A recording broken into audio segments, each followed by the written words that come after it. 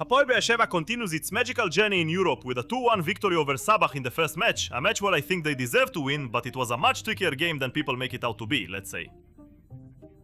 Because in the end, there was a feeling that Sheva could have won this game 3-1 and achieved a bit more, especially with the missed chances at the end. But I think Sabah is a team that should not be underestimated in any way.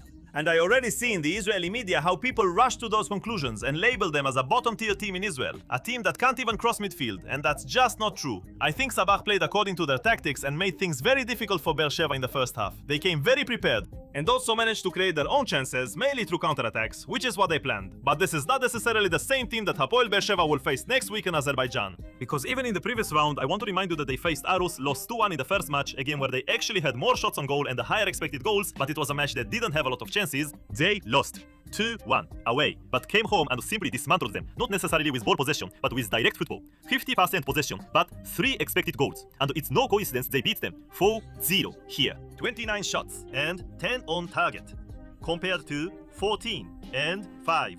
Now at home they won 4-0, and you can't underestimate a team like that. You can't take Hapoel Sheva's 2-1 and say, okay, based on the first match Hapoel Sheva is a better team or that they have to advance. Hapoel Sheva put themselves in an excellent position to advance. They had a big and well-deserved win here, but they also had some things that weren't good, because you could say that at least in the first half, Sabah came very prepared for Sheva's pressure, overloaded one side, saw Sheva overload that side, and then quickly switched it to the other side. They relied on Hapoel Sheva's turnovers in the defensive area, and they relied on counterattacks to create some pretty good chances. Before Sheva went up 2-1, Sabah was actually pretty close to taking a 2-1 lead themselves. And now let's move on to the good things, because there were quite a few of those. Hapoel Sheva is playing with East as a player who, even though he starts on the wing, but he moves inside a lot, and that's something that created a lot of chances for Sheva. Last week against Red Star, Eliel Peretz actually moved here, to the right wing, into the space left by East. But in this game, he played on the left side.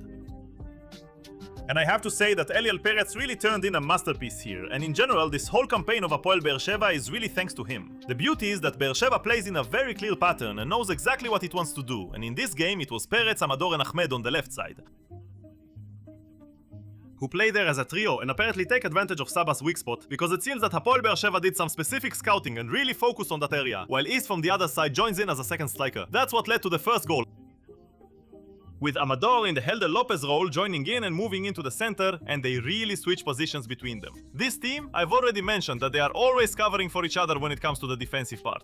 And if until now we've always put the spotlight on Kangua and Ventura and now on Eliel Peretz, it feels like even if Eliel Peretz isn't as good, although for now he really looks like their barometer, there will still be someone else who will be good and significant here, because this team is greater than the sum of its parts, and we say that quite a lot of times. And that's exactly the point, because I think it's clear to everyone that Hapoel Sheva might be the least talented Israeli team if they make it to the Champions League, that managed to do it and reach this stage, but it might be the most well-coached team to get to this situation, and that's why they made it here against all odds on paper before the season started, even though they don't have a home stadium. That's why it was so important for me to see Sheva win this game 2-1, because at least for now, I don't see how Sheva goes to Sabah in Azerbaijan and concedes 3 or 4 goals like they did to the Danish team. The reason I'm saying this is because of a lot of things related to body language. It felt like Sabah, when it was 1-1, was very comfortable going back to Azerbaijan with a draw. They went for counterattacks and were very dangerous, but didn't send too many players forward, because in the end, the result was good for them. If they managed to get a good situation, everything was fine, but it was better to focus on defense first. And here, despite the big hype from the result, I want to remind you that Marciano made a great save before Sheva scored their second goal. But after Sheva scored the second goal from an excellent corner by Eliel Peretz, who again was above everyone, then Netanovic put the ball in. You all saw it, you all know what happened from that moment. Sabah went into a kind of mini panic, like what happens in a league or knockout game when you don't have much to lose. So they didn't send everyone forward, but they felt uncomfortable. Suddenly the tables turned and Sheva could sit back more and go for counterattacks. Maleda almost caused them a big embarrassment, and Sheva really wasn't far from scoring a third. But to say this game was a missed opportunity? No. In my eyes, this is an excellent result ahead of the second leg. A result that also reflects what happened in the game. Because I say again, this game could have gone in a completely different direction, even though Sheva was better at the start. In the next game, Sheva can take fewer risks, send fewer players forward, because they're currently in an advantageous position. And Sabah will have to take the risks and push forward, just like they did in the last 15 minutes including stoppage time, which left them very exposed exposed at the back. That's where Hapoel Beersheva's opportunity will be, because Sabah will send a lot of players forward, and with the momentum of the home crowd, they'll try to use that and make history. But right now, seeing this Hapoel Beersheva team just